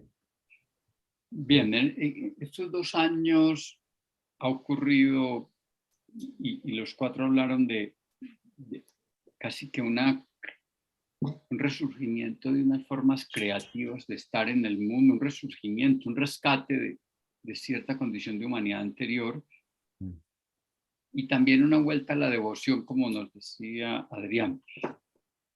¿Qué han sido ustedes en esta pandemia como escritores? ¿Qué ha sido de ustedes? Não entendi, como assim? Sí, nesta pandemia, a humanidade mudou. Trocou muitas coisas. A criatividade foi uma dessas, a criatividade de voltar para trás e ver como a humanidade fez isso em outro momento. A questão para você tem que ver quem é João a partir desta pandemia, quais são seus escrituras, as suas mobilidades nestes 2 anos. Olha, essa pandemia ensinou... Eu, lá atrás, há 15 anos, eu fiz minha dissertação de mestrado, né? E estudei um teórico, não sei se você conhece, Maurice Blanchot. Maurice Blanchot? Blanchot. Blanchot. É. Uhum. E o Blanchot diz que a literatura e a morte andam juntos. A literatura exige a morte da realidade, de uma realidade, para criar uma outra realidade. A literatura exige a morte de uma realidade.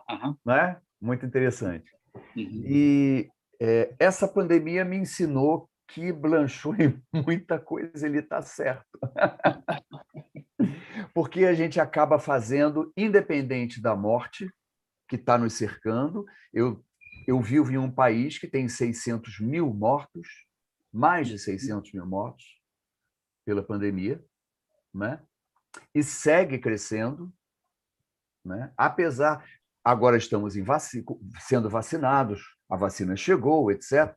Está diminuindo, mas vivemos, como eu disse, né, um ambiente necropolítico no Brasil, né? Então, a morte está muito próxima. Talvez muito mais próxima do que você. Explica, ¿no?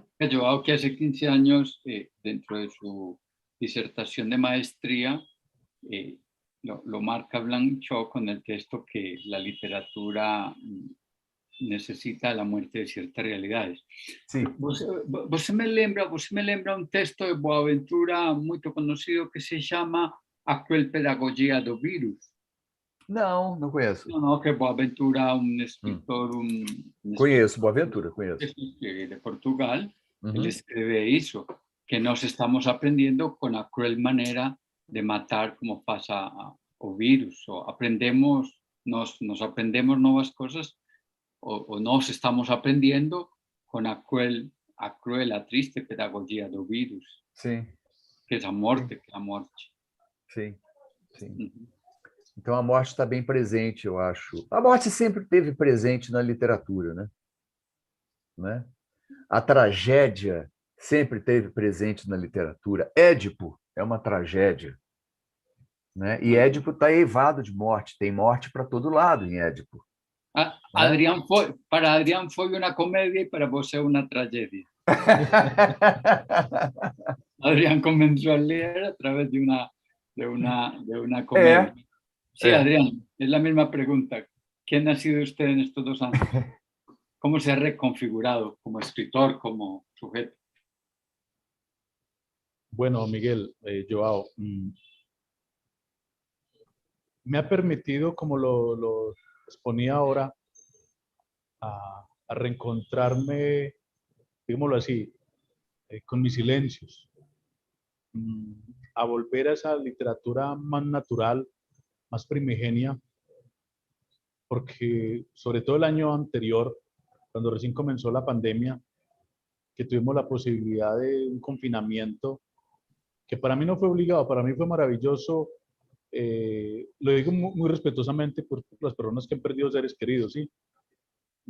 Pero fue maravilloso el confinamiento, como de volver a ver una naturaleza tan limpia. Yo que tuve la oportunidad de, en parte, estar en un apartamento y después en una finca, de volver a encontrarse con sus ancestros, con su familia, con esas lecturas que uno tenía pendientes, pero que han sido obligadas, y descubrir que me falta tanto por leer, sobre todo como escritor. Lo que me permitió la pandemia es darme cuenta que me falta, cada día me falta más libros por leer, más autores por descubrir, que no he leído lo necesario para ser el autor que quiero ser. Y entendí y reafirmé que un autor que no lea definitivamente no va a poder ser un buen autor. Sí, o sea, no es que sea egoísta esta apreciación, pero por Dios, los buenos libros están allí. Entonces, lo que hice fue aprovechar, leer mucha literatura.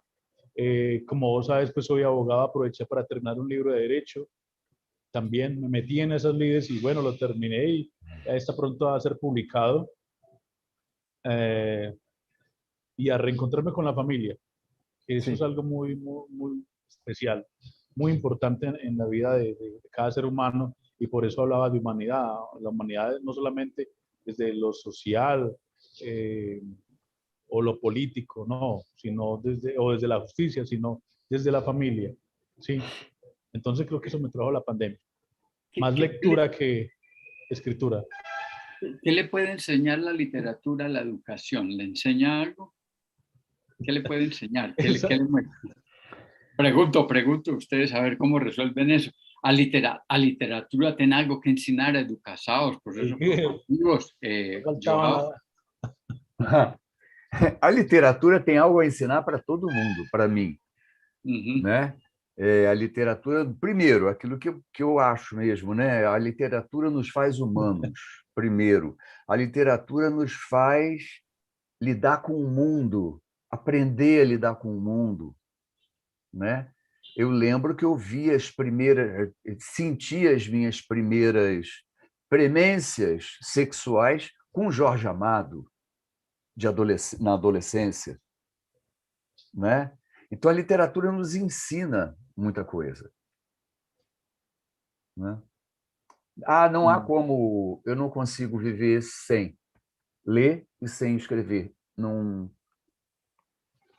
Eu sinto necessidade, eu preciso. É quase que um vício. Ou é um vício. Adrián. Miguel, que me traducís, por favor, no le comprendí todo. No, de él, no, él dice que la literatura no solo sirve para enseñarle a un sector en particular la educación, sino a la humanidad en general. Es un proceso formativo para las gentes. Y que para él la literatura, más o menos termina diciendo, es un vicio. Es decir, no es como un vicio, la literatura es un vicio. Comprendo. Bueno, sí, la literatura, por supuesto, no es para todo mundo, empezando. Como me decía una vez alguien, es como cuando uno está en un estadio lleno de gente porque va a jugar su equipo favorito, hablando de fútbol. Ujú. Es la pasión que eso despierta, ¿sí? Por eso, mm, a veces uno se exalta de ver los aficionados a sus equipos y cómo brincan, cómo gritan, lo que hacen para asistir a un partido de fútbol, a un buen partido de fútbol. Yo lo vivo desde la literatura, ¿sí? Yo lo vivo desde mis adentros. Entonces, por supuesto que despierta esas pasiones, por supuesto que coadyuvando lo que dice Joao, sí, es un vicio, está todo en el alma, ¿sí? Es algo que no se nos puede desprender. Y, y lo que le aporta, digámoslo, también coadyuvando más que la humanidad es entender la dinámica del mundo, ¿sí? La dinámica del mundo, la historia del mundo, la historia de sus gentes, la historia de sus calles, la historia de los adoquines, la historia de los parques, en fin. Eso es lo que aporta la literatura, ¿sí? Como para sintetizar, porque esas preguntas académicas de mi amigo, ya sabe uno. Ay. Bien. ¿Algún texto tienen ustedes preparado que digan voy a No. publicar este libro? ¿Você tem algum livro, algum texto para publicar no futuro, produto deste confinamento? Essa pandemia foi muito prolífica para mim. Gerou muitos frutos. Desde o início da pandemia, acredite se quiser, eu consegui concluir 3 novelas. 3. 3. 1, 2, 3 novelas. Uma delas já deve ser lançada agora, novembro, dezembro. Como se titula? Ave do Sertão. Ave do Ave do Sertão. Ave do Sertão. Se passa no sertão brasileiro, em Canudos, na vila de Canudos, no século XIX, né? A vida em sertão, Isso. E tem uma novela histórica. Uma novela, eu não digo que é uma novela histórica. Eu estou classificando essa novela como uma fantasia regionalista. Por quê? Adriano, eu mudo a história. Nos vamos a emborrachar com a câmera. Eu mudo a história. Uhum. Eu pego a história e torço um pouquinho. Então, eu me permito torcer a história para contar a minha história. Né? Alô, Miguel? Sim. Sim. Adriano, caiu? Miguel. Que hubo, Adriano? Dime.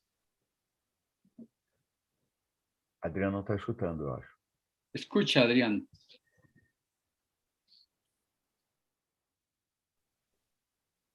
¿Sí me escuchan? Sí. Ahora sí, es que estaba la imagen congelada. Sí. Entendí por ahí que estaban bailando a son de un merengue. De la cámara azul. Sí. Bueno, no, yo sí estoy, pues Miguel, los últimos libros de Pero Los Hombres del Fin del Mundo. Sí. Hombres del Fin del Mundo. Oh, adorei esse título. Los Hombres del Fin del Mundo. Adorei esse título. El Imaginario Mundo de Federico. Sim. Deixa eu mostrar uma capa. Son los últimos 2 libros. Sí. Y por supuesto, yo también estoy cercano, como Joao, con unas obras, novela, por supuesto. Sí. Tengo 3 historias que ya están prácticamente terminadas, esperando a ver qué me depara el futuro. Algún evento, alguna editorial. Sí. Y también son muy históricas. Sobre todo una que tiene que ver con la Segunda Guerra Mundial. Entonces, es bastante histórica. Eso sí, Yo espero que dentro de un par de años pueda ver la luz al final del camino. Sim, sim. Ok, gracias. Joao iba en la primer libro, le faltan dos. ¿Cuáles son los otros dos? Eu queria mostrar os dois que eu tenho já publicados, antigos. Esses são mais antigos, não foram publicados, não foram escritos na época da pandemia, né? Ok. Né? Esse livro aqui, que é o Patagônia Babilônia, já tem 3 anos esse livro, né?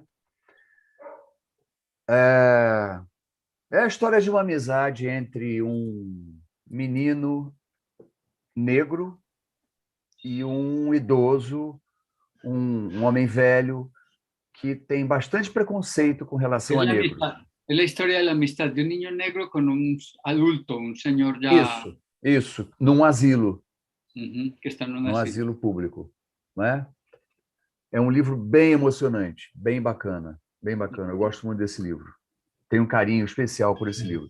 E o último que eu tenho publicado é esse, que é o primeiro volume de uma distopia. Foi a primeira vez que eu tentei escrever uma ficção científica, uma distopia, né? Uma distopia que se passa num campo de refugiados do futuro, né? 100 e poucos anos à frente. Eu queria conversar aquilo que o Adrian falou sobre o que motiva, o que nos motiva, né? Eu queria escrever sobre refugiados, né?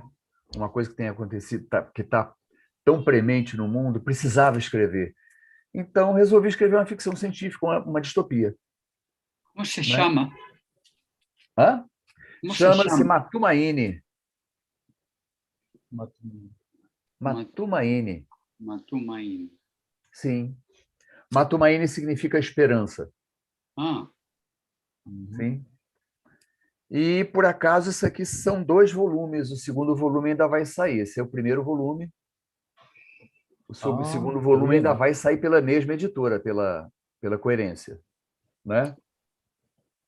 Deve sair ano que vem. Tocou ir ao Brasil. Hã? Tocou ir ao Brasil. Sim, sim. Vamos, né? Tem bastante coisa para acontecer, né? Graças a Deus. Adrián fala que ele vai ter que ir ao Brasil para ler seu livro. Não, para o abraço. Não, a gente se comunica por Instagram e eu mando mando meu livro, você manda o seu, a gente faz essa troca. O que você acha? Mas ele fala que ele deseja encontrar as pessoas, abraçar e conversar. É isso. Ay, Dios. Bueno, no sé si quieran agregar algo más, se les queda algo en el camino de lo que han hecho, de lo que pensaban decir. ¿Você deseja falar algo mais que esqueceu falar ou você acha que Joao? Não, só que foi um prazer, foi muito bom conversar, é sempre muito bom conversar de literatura. Eu gosto muito de conversar sobre literatura, sempre gosto muito. Então foi um grandíssimo prazer. Bueno, agradecerles mucho y por favor se despiden de la gente que está acá y de los que los van a ver en el futuro y bueno, cada uno diga sus palabras. Despedirse das pessoas que estão agora escutando, ouvindo e as pessoas que vão estar no futuro olhando neste vídeo, neste canal do YouTube. ¿Quién desea? Bueno, diga. Gracias. No, Miguel, agradecido por el espacio, por los invitados, por los que estuvieron con nosotros en este buen rato. A Joao, saludos desde Pereira, capital del eje cafetero. Un buen café. Sí. Espero que venga por acá alguna feria de libro a ver qué se puede hacer. Y a quienes nos están viendo, a los seguidores del canal de Miguel, muchísimas gracias por estar siempre ahí, por ser fieles a estas dinámicas de humanidad, ¿sí? Y recuerden que la justicia y la equidad no es inclinar la balanza. No es inclinar la balanza, porque como muchos en ese tiempo están pensando en Colombia, o de aquí o de allá, no es inclinar la balanza. actuar con justicia es tener la balanza en el lugar que es. Y bueno, que también nos sigan en redes y a Adrián Pino Barón como escritor, conocer un poco más de él, quienes aún no conocen, y nos encontraremos en estas tierras, Joao. Yo, un saludo Sim, muy especial. sim, sim, sim. Vamos nos Adrián, encontrar. Adrián enviou uma invitação para você em Pereira à Feira do Livro. Quando que será? Próximo año, la Feria del Libro en Pereira. Hay que coordinar, sí, acá estamos haciendo gestiones, a ver, ahí le contaré a Miguel los proyectos que hay, sí. Está aceito. Ok, algunos proyectos eu posso enviarte você no link e talvez você venha a Colômbia a presentar seus livros. Claro, Wow. claro, com prazer, com prazer. Ok. E conversar sobre literatura, sobretudo. Sí. Ok. Gracias, Ok, un abrazo. Joao, una falar amistad. para as pessoas que estão aqui, dizer adeus. Eu acho que a gente vive um período, o mundo hoje está vivendo um período perigoso, um período triste, um período de muita morte muito próxima. Muitas pessoas que estão escutando a gente perderam entes queridos, né? E eu sinto por eles, assim como sinto pelos meus que também foram perdidos. Mas a minha palavra é a mesma palavra da literatura, é uma palavra de esperança. Vai passar e um dia vamos nos encontrar, por exemplo, em Pereira para conversar de literatura com um sorriso nos lábios, fora dessa pandemia, sem necropolítica, sem desesperança. Eu acho que a mensagem que a gente precisa passar é de esperança, não é? Un Gracias, momento. Joao. Un momento, Joao. Antonio. Hola, Miguel. Aquí estoy, con un pie dentro y otro fuera. ¿Puedes habilitar la cámara? Lo voy a intentar, sí, un momentito. Vale. No, Miguel, yo sí debo dejarlos porque tengo, y si no nos programamos por una reunión. Ah. Y quería hablar con Antonio también, pero bueno. Bueno, Adrián, un abracito, que estés bien. Disculpadme, pero es que estoy en medio de una reunión. Tranquilo. Y no he podido, Ricardo. Sí, así ya también. Muchísimas gracias, saludos, Antonio, y abrazos. Antonio, le voy a poner las mismas preguntas que hablamos con los escritores, a ver si tú puedes. Una es si tú recuerdas el primer libro que leíste, un libro que te haya hecho sentido. El primer libro que me acabé de leer entero. Intenté muchos libros, pero no los acababa nunca, los de Julio Verne. El primer libro que me acabé entero fue el de Demon Morri, El mono desnudo. El mono desnudo. Así acabé luego. Ya. Un libro de antropología. Es que yo quise ser antropólogo. Siempre me gustó mucho la antropología. Que luego me enteré, luego me di cuenta que lo que verdaderamente estaba llamado era para la espeleología moral del hombre. Que bueno, es una especie de antropología un poco más mística. ¿Cómo se llama? ¿Cómo se llama? Espeleología. Espeleología, yo le llamo espeleología moral. Es una invitación más mística del antropólogo. Ah, los espeleólogos, listo. Ir a las cabañas, ir a las, sí, a las cavernas. A las cavernas. Espeleología moral. Ajá. ¿Cuáles son sus autores de cabecera del mundo, ¿no? O de tu país que te hayan signado? Han cambiado. O sea, he tenido por fecha, por ejemplo. Hubo una época, mi primera época con los 20 años era Erich Fromm. Entonces me leí toda la colección de Erich Fromm. ¿Por qué? Pues porque era un hombre que combinaba el psicoanálisis con la filosofía. A mí todas estas personas que combinaban cosas siempre me han encantado. Entonces Erich Fromm fue el primero. Luego, más recientemente, he tenido otros autores. Por ejemplo, me gusta mucho el filósofo Slavoj Žižek, ¿no? ¿Por qué? Pues porque es psicoanalista, marxista, tal, y siempre es como una contrarréplica a mis posiciones más liberales, ¿no? Entonces, Slavoj Žižek es otro. Otro autor que me gusta mucho, que es alemán, pero que está afincado en Costa Rica, que no es para nada conocido, pero que yo creo que ya tiene más de 90 años, es un hombre que yo creo que en algún momento Horizontes Humanos debería de hacer quizá el esfuerzo de conseguirlo. Sé que no es fácil, es Frank Hinkelhammer. Frank Hinkelhammer es un economista y teólogo alemán que está afincado en Costa Rica. Oye, tú me enviaste unos libros de él que son fantásticos. ¿Tú podrías ayudar a conseguirnos? Pues no sé si ayudar, pero por lo menos podemos intentarlo. O sea, yo no tengo relación con él, pero sí tengo mucha relación con su obra y me parece un hombre profundamente fascinante que hace unos análisis teológicos del capitalismo, en una línea mucho más latinoamericana. Es como el Max Weber latinoamericanizado, ¿ok? Es Max Weber en dimensión latina. O sea, que es una cosa increíble. Realmente un tipo genial. Y últimamente, pues estoy leyendo mucha religión, mucha mística. San Juan de la Cruz, Santa Teresa del Niño Jesús, y pues, todas estas posiciones más religiosas, sí, de la mística. Fantástico. Resulta que a ellos también les preguntamos cómo se rehicieron, cómo se reinventaron durante estos 2 años. Cada uno de ellos dijo que, bueno, algunos se dedicó a leer, los otros, yo he publicado 3 novelas,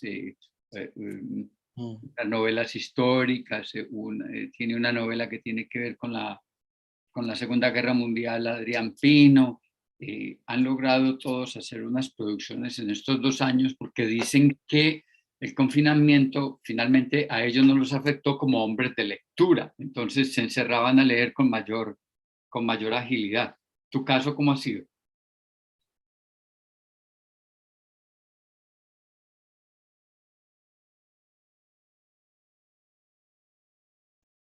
Bueno, eso ha sido, yo, porque esta es una invitación, la red de antes, medio 2 años llevamos confinados, ¿verdad? Pues básicamente a eso, a ser... ¿Me estás escuchando, Miguel? Sí, porque se te había quedado congelada la pantalla. Bien. Sí, pero sí, perdón. Pues no, pues nada, yo he seguido pues haciendo producción audiovisual, subiendo ahora que se le llama creador de contenidos, pues algo así en la red, en Antonini de Jiménez, donde subo mis videos sobre pues cuestiones de economía, de filosofía, con mejor o peor suerte, a veces mejor, otras peor, otras terrible. Y bueno, me entretengo y genero un poco de show o de espectáculo o lo que sea. Así que eso he hecho. Bueno, aparte de las actividades normales, ¿no? De leer No, además, en la universidad y esto. Y además escribiste un libro, ¿no? Sí. Escribí un libro, Despierta, razones contra una vida en aislamiento, que fue pues mi posición a propósito del COVID y de los confinamientos, en una especie de diálogo platónico, que bueno, pues sí, me valió también para calmarme, atemperarme y desasosegarme. Fantástico. Joao, ¿escuchas? Sí. Habilita la cámara. Tô aqui, sim. Sí. Só está um pouco travado para mim. Sí. ¿Para ti o para Antonio? Antônio travou agora. Agora quem travou foi Antônio, eu acho. Sí, Miguel va mal internet. Sí, tienes un internet un poco fraco, dicen los brasileños. Fraco. Fraco.